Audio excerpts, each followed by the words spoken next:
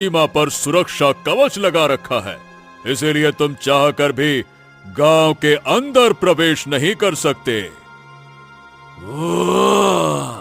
कब तक ये सुरक्षा कवच मुझे रोक के रखेगा?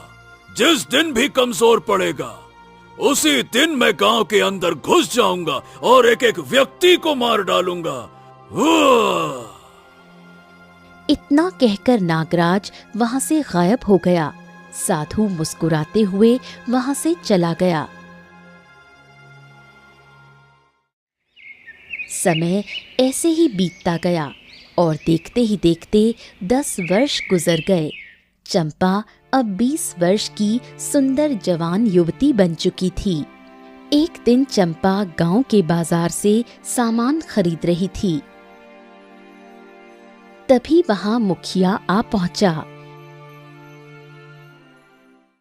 ए चंपा, गांव की सीमा पर विचित्र ध्वनि अब पहले से ज्यादा सुनाई देती है और मुझे लगता है कि साधु महाराज का सुरक्षा कवच कमजोर पड़ने लगा है। याद रखना चंपा, अगर नागराज गांव के अंदर आया और उसने लोगों को मार डाला तो उसका जिम्मेदार कोई और नहीं बल्कि तेरा पिता हरिया होगा।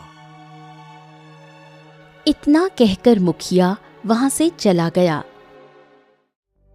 चंपा अपने घर लौट आई और सारी घटना अपने पिता हरिया और माँ राधा को बताई।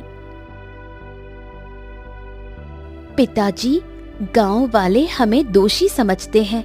वो कहते हैं कि अगर नागराज गांव में आ गया तो सारी तबाही की वजह आप होंगे।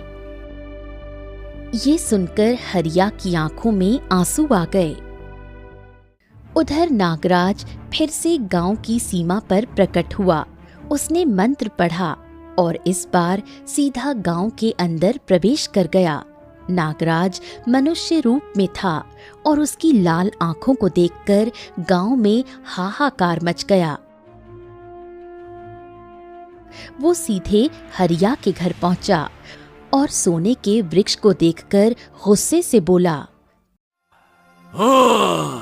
10 वर्षों तक मैं इस सोने के वृक्ष को पाने के लिए तड़पता रहा। मैंने तपस्या करके राक्षस को प्रसन्न किया और तूने मेरा बीज चुराकर मेरी सारी योजना पर मिट्टी मिला दी। लेकिन अब सुरक्षा कवच टूट चुका है। अब मैं तुम सबको मार दूंगा और इस वृक्ष को लेकर पृथ्वी लोक पर शासन करूंगा।